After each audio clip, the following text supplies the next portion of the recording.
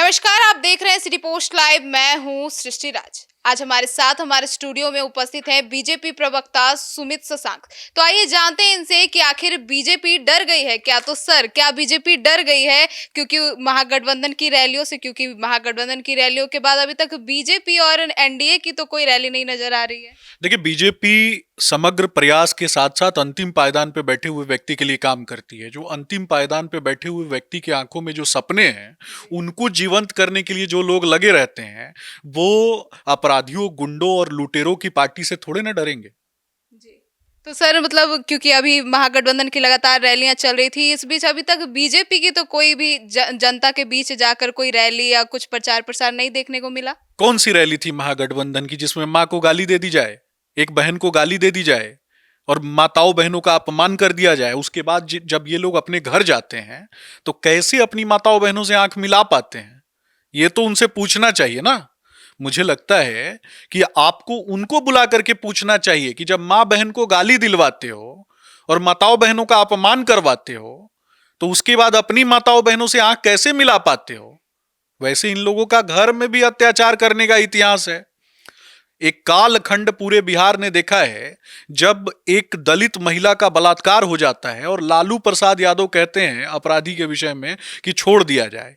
Motorcycle चोरी का पंचायती लालू यादव के दरवाजे पे होता था, कार चोरी का पंचायती होता था, अपहरण उद्योग बन गया था और माताएं बहनें सड़कों पर निकलने में असुरक्षित फील करती थी। इनके पार्टी का कार्यकर्ता था ना भाई, उसकी जो मंगेतर थी उसके साथ क्या किया इन लोगों ने? इन्हीं के पार्टी के गुंडों ने किया ना। दहशत का वो माहौल जब माताएं बहनें सड़कों पर असुरक्षित थीं। बिहार वो प्रदेश है जिस प्रदेश में जनक नंदिनी मां सीता की पूजा होती है और उस प्रदेश को इन लोगों ने, गुंडा पार्टी के लोगों ने, अपराधियों, गुंडों, बलात्कारियों, वैसे ही लोगों को चुन चुन के टिकट देने का काम किया ना। किसी साधु महात्मा संत को तो टिकट नहीं दिया। सवर्णों का नरसंहार किसके काल में हुआ? ये लालू यादव के काल में हुआ। सबसे ज्यादा ओबीसी वर्ग के लोगों का अपहरण किसके काल में हुआ? ये लालू यादव के काल में हुआ। एससी एसटी के ऊपर सबसे ज्यादा एफआईआर किसके काल में हुआ? ये लालू यादव के काल में हुआ। मुस्लिम वोट बैंक की दलाली करने के लिए, पैचेस ऑफ वोट्स की दलाली करने के लिए जो गुंडे थे, जो वक्फ बोर्ड के दलाल थे, वैसे ही लोगों को टिकट दिया गया ना। ये लालू प्रसाद यादव ने किया और अपने घर में अपने ही बच्चों को निरक्षर बना दिया, अनपढ़ बना दिया, 9वीं फेल, 7वीं फेल, 8वीं फेल। इन लोगों ने क्या किया? कुंठित विचारधारा लेकर के अगर कोई चलेगा, निश्चित रूप से उस मंच का त्याग कर देना चाहिए। अगर लालू जी के बेटे उस दिन अगर मंच का त्याग कर देते, जब उनके मंच के नीचे से एक मां को गाली दी जा रही थी और नारे के रूप में दी जा रही थी और वो मंच पे बैठकर चीजों को सुन रहे थे, इससे ज्यादा दुर्भाग्यपूर्ण और क्या हो सकता है उस राज्य के लिए जहां नेता प्रतिपक्ष मंच पे हो और उसके समर्थक देश के प्रधानमंत्री आदरणीय नरेंद्र मोदी जी की माता जी के विषय में अपशब्द कहते हो, गाली देते हो। वो कहीं ना कहीं एक प्रधानमंत्री की मां को नहीं, पूरे देश की मां को गाली देने का काम किया गया। उन लोगों ने अपनी मां को गाली देने का काम किया। इससे ज्यादा शर्मिंदगी भरा एहसास कुछ नहीं हो सकता है, लेकिन उससे उन लोगों को कोई मतलब नहीं है क्योंकि दैनिक दिनचर्या में ही है गाली देना, लड़ाई करना। मतलब आरजेडी और महागठबंधन गुंडों का पार्टी है। गुंडों का पार्टी नहीं, गुंडा पार्टी है, गिरोहों का गिरोह, गैंग्स ऑफ राष्ट्रीय Janata Dal, gangs of Wasseypur movie का नाम सुनी होंगी। तो जिलों में, अलग अलग जिलों में जिन लोगों ने गुंडा पार्टी बनाया, गुंडों का को एकत्रित करके, अपराधियों को एकत्रित करके, बाहुबलियों को एकत्रित करके, बालू माफिया, शराब माफिया, भू माफिया, पॉकेटमारों को इकट्ठा करके जिन लोगों ने पार्टी बनाया, सब आपस में मिल के बैठे, तय किया कि पार्टी बनाएंगे और मुखिया किसको बना दिया?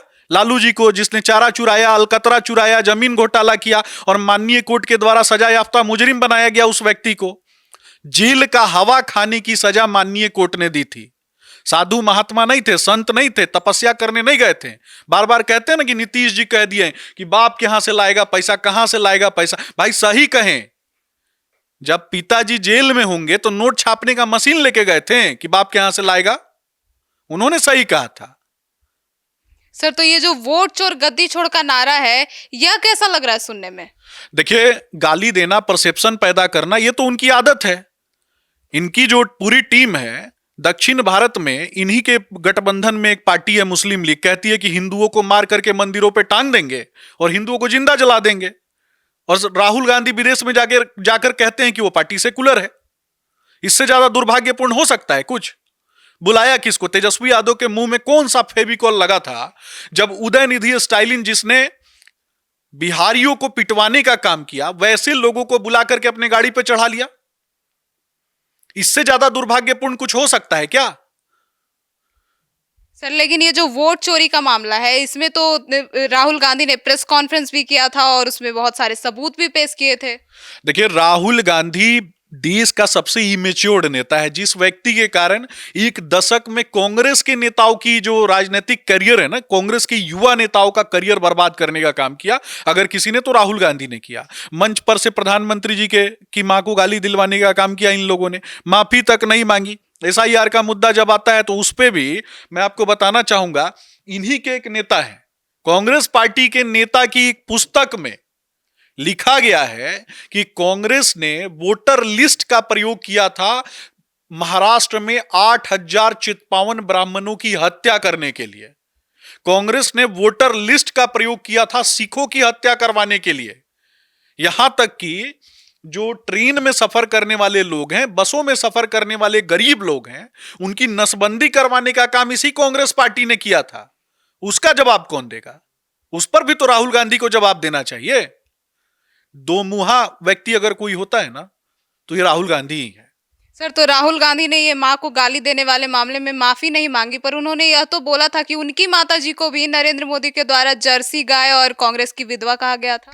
देखिए, कांग्रेस पार्टी का एक पूरा का पूरा चरित्र है, उसको समझ लीजिए। कांग्रेस पार्टी का चरित्र है, जब हम अखंड भारतवर्ष की बात करते हैं, हम भारत की मिट्टी को मां कहते हैं, तो इनकी माताजी एक कमिटी बनाई हुई थी, सुपर कैबिनेट था वो, जिसमें मेघा पाटेकर और जैसे लोग वहां पर थे। और वैसे जो लोग हैं, उन लोगों ने सुपर कैबिनेट बना के भारत को कहीं ना कहीं खंडित करना, टुकड़े टुकड़े गैंग के गोद में डालने का काम किया था। कैबिनेट से ऊपर सुपर कैबिनेट कैसे हो सकता है, यह भी बताना चाहिए ना इन लोगों को। और कांग्रेस पार्टी के जो नेता है ना, ये कांग्रेस पार्टी के नेताओं ने कभी भी भारत की मिट्टी को मां नहीं माना। हमने विविधता में बसे हुए भारतवर्ष को एकजुट करने के लिए काम किया। मैं पूछना चाहता हूं कि हमारी महिला राष्ट्रपति, उनको अगर कोई राष्ट्रपत्नी कहता है, उसको उस समय उनका मुंह नहीं खुला था क्या? अपनी मां मां दिखाई देती है, दूसरी की मां मां नहीं दिखती है। मैं दूसरे की मां का भी सम्मान करने की बात करता हूं, लेकिन मैं आपके चैनल पे कहता हूं इस बात को कि मैं पंडित चाणक्य की भूमि से हूं। पंडित चाणक्य ने कहा कि विदेशी स्त्री के कोख से जन्मा हुआ जो बेटा है, वो राज्य के लोगों के बातों को नहीं समझ सकता। आप बताइए ना, आपका बिहार में जन्म हुआ है, आप पंडित चाणक्य को मानिएगा कि राहुल गांधी को मानिएगा? पंडित चाणक्य। निश्चित रूप से। तो हम मतलब आप कहना चाह रहे हैं कि ये विदेशी कोख से जन्म लिए हैं राहुल गांधी? देखिए, जो पूरी बात है वो मैंने स्पष्ट रूप से बता दी है, लोगों को डिकोड करने दीजिए कि मैंने क्या कहा है। जी, तो सर अब सीट फॉर्मूले की बात करें तो सीट बंटवारा अभी तक क्यों नहीं हुआ है, तय क्यों नहीं हुआ है? देखिए, सीट बंटवारा हमारे बीच सामंजस्य पूरी तरीके से बना हुआ है। कुछ ही दिनों में चीजें आपके सामने स्पष्ट रूप से दिखाई दे देंगी। हम कोई महागठबंधन थोड़े ना है कि चेहरा नहीं घोषित होने के बाद, एक यात्रा फ्लॉप होने के बाद दूसरी यात्रा शुरू हो जाती है। एक यात्रा के बाद तेजस्वी यादव कहते हैं कि मुझे चेहरा अभी तक घोषित नहीं किया गया, मंच से वो स्वयं कहते हैं, मीडिया चैनलों से खुद ही बोलते हैं कि आपके माध्यम से कह रहा हूं कि कब घोषित करेंगे ये लोग। तो खुद ही विरोधाभास की स्थिति है। राजेश राम की पार्टी में भी वो लोग नहीं जाते हैं, पता नहीं कौन सा उन्होंने निमंत्रण दिया था, वहां पर भी ये लोग नहीं गए। मतलब सीट शेयरिंग का पूरा फाइनल हो चुका है फॉर्मूला। देखिए, लड़ाई चल रही है इन लोगों के बीच में, खास करके ये महागठबंधन के अंदर। हमारा एनडीए परिवार तो सदैव एकजुट है। अंतिम पायदान पे जो व्यक्ति बैठा है उसके लिए काम करना है। महिला उद्यमी योजना लेकर के हम आए, महिलाओं की उद्यमशीलता के लिए लगातार हमने काम किया। जब हमारे यहां एक बेटी का जन्म होता है, उस बेटी के खाते में पैसे डालने का काम हमने किया।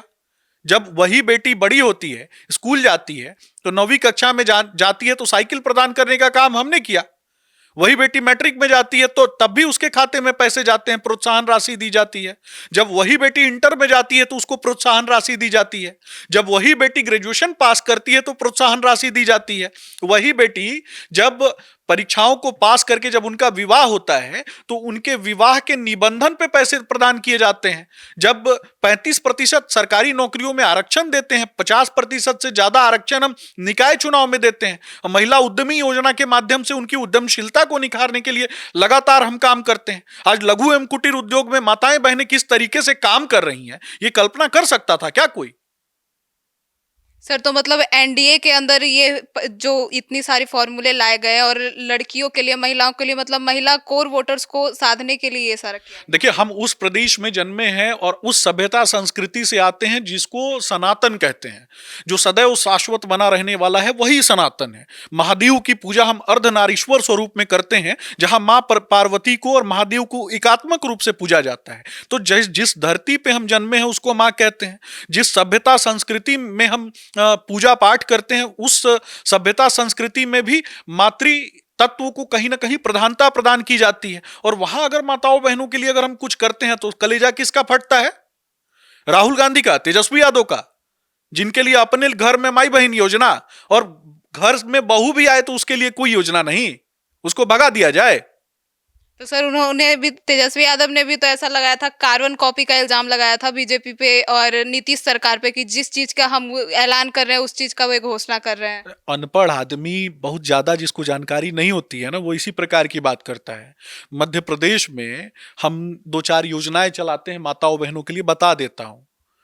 जो माताओं बहनों के लिए लाडली बहन योजना आदरणीय शिवराज सिंह चौहान जी जब वहां मुख्यमंत्री थे तो लेकर के आए। लाडली लक्ष्मी योजना जब आदरणीय शिवराज सिंह चौहान जी थे मध्य प्रदेश में तब वो लेकर के आए। और लखपति बहन योजना ये भी हम ही लेकर के आए। तो हम माताओं बहनों के लिए लगातार काम कर रहे हैं। हमारी सरकारों की योजनाएं हैं जिनको विभिन्न राज्यों में लगातार हम इंप्लीमेंट करते हैं। इनका माई बहन योजना मतलब माता जी को मुख्यमंत्री बना दो और बहन को 10 बार हारने के बाद सांसद बना दो। मतलब इस बार चुनाव में महिलाओं को ये और भी चीजें मिलेगी और पुरुषों को भी कुछ तोहफाएं मिलेगी, या फिर इसी कड़ी में आगे चला जाएगा? देखिए, मेरा स्पष्ट रूप से मानना है कि रामचरितमानस की चौपाई है, कर्म प्रधान विश्व करी राखा। तो कहीं ना कहीं प्रत्येक व्यक्ति को कर्म में विश्वास रखना चाहिए। सरकार का काम होता है इंफ्रास्ट्रक्चर को बिल्डअप करने का। हम उद्यमशीलता को निखारने के लिए इंफ्रास्ट्रक्चर डेवलपमेंट के लिए लगातार काम कर रहे हैं। हम गुणवत्तापूर्ण शिक्षा की बात करते हैं जिसमें सांसारिक, व्यवहारिक, नैसर्गिक ज्ञान भी निहित है, जिसमें एक दूसरे से जो हमारा व्यवहार है वो कैसा हो उस पर भी ध्यान देने की बात होती है। हम अपने बच्चों में खास करके जो समाज का समाज में जो छोटे बच्चे हैं उनके अंदर जिन गुणों को डेवलप करेंगे निश्चित रूप से आगे चल के वो गुण राष्ट्र को और राज्य को समृद्ध करेंगे। तो इस पर कहीं ना कहीं काम करने की आवश्यकता होती है और लगातार हम काम कर रहे हैं। सर तो मतलब सीट शेयरिंग फाइनल हो गया है, आप लोगों को कुछ दिनों में घोषणा हो जाएगा, ऐसा आपने जानकारी दी। तो सूत्रों के मुताबिक पिछली बार चिराग पासवान को ऐसा कहा जाता है कि बीजेपी ने नीतीश कुमार को खत्म करने के लिए खड़ा किया था, तो इस बार भी कुछ वैसा ही प्लान है क्या? देखिए, अब ये सूत्र कौन से हैं? तेजस्वी यादव वाला सूत्र है कि उनका परिवार से पता नहीं कौन किस प्रकार के सूत्र देते रहते हैं, उससे कहीं आगे बढ़कर इन चीजों पर हम सोचते ही नहीं है। सर लेकिन ये तो प्रैक्टिकल दिखा था पिछली बार चुनाव में कि चिराग पासवान ने नीतीश कुमार को सबसे ज्यादा, जदयू को सबसे ज्यादा झटका दिया था। देखिए, कुछ जगहों पे कई बार क्या होता है कि कुछ चीजों में सामंजस्य नहीं बैठा होगा, लेकिन वर्तमान में जो सामंजस्य बैठा हुआ है, अब 5 साल पहले क्या हुआ था उस पर जाकर के सोचने के बजाय अगर हम भविष्य की बात करें और वर्तमान में आप देखिए ना कि प्रधानमंत्री नरेंद्र मोदी जी की जितनी योजनाएं हैं, जिन योजनाओं को प्रधानमंत्री नरेंद्र मोदी जी चाहते हैं, आदरणीय मुख्यमंत्री नीतीश कुमार जी के नेतृत्व में उसका इंप्लीमेंटेशन बिहार में हो रहा है। केंद्र पैसा दे रही है और एमएसएमई मंत्रालय के माध्यम से चीजों को आगे बढ़ाया जा रहा है। चिराग पासवान जी का जो मंत्रालय है उसके माध्यम से भी लगातार काम हो रहा है। तो सब मिलके काम कर रहे हैं। इसी कारण से तो छाती फट रहा है तेजस्वी यादव का। सर लेकिन इस बार भी तेजस्वी यादव से हमारी बातचीत हुई थी तो उन्होंने सीट बंटवारे को लेकर कहा था कि हमें जितनी सीटें मिलेगी, क्या उतने सीटों में हम अपने हाथ थोड़ी खड़े कर देंगे, हम भी तो सोचेंगे। देखिए, लेकिन का कुछ नहीं होता है, ठीक है। तेजस्वी यादव वर्तमान में घर में जो नृत्य संगीत उन्होंने देखा है पिताजी के काल में, उससे सीख करके वो आजकल नृत्य संगीत की दिशा में भी आगे बढ़ रहे थे। लेकिन सड़कें हम ही बनाए हैं जहाँ पे वो नृत्य संगीत कर रहे थे, जो सीखा है उन्होंने पिताजी के काल में, जो करवाते थे उनके पिताजी उससे। तो मुझे लगता है आप समझ गई होंगे। लेकिन वो सुरक्षा भी हमने ही प्रदान किया है जहाँ पे वो सुरक्षित तरीके से नृत्य भी कर सकते हैं। पिछला साल गाना गा रहे थे, तो उस गाने उस प्रकार के गाने गाने से मुझे लगता है कि कटोरा लेके घूमेंगे तो भी जीवन नहीं चलेगा। लालू जी के बेटे हैं तो कुछ ना कुछ जो है अहंकार भी है मन में उनके, तो अहंकार का भी नाश होगा। मुझे लगता है कि उस अहंकार को भी समाप्त इस बार बिहार की जनता कर देगी। तो सुना आपने हमारे इस इंटरव्यू को, तो अब इस पूरे मामले पर आपकी क्या राय है कमेंट सेक्शन में जरूर बताइएगा। तो फिलहाल इस खबर में इतना ही। आगे की खबरों के लिए जुड़े रहिए हमारे साथ और देखते रहिए सिटी पोस्ट लाइव। धन्यवाद।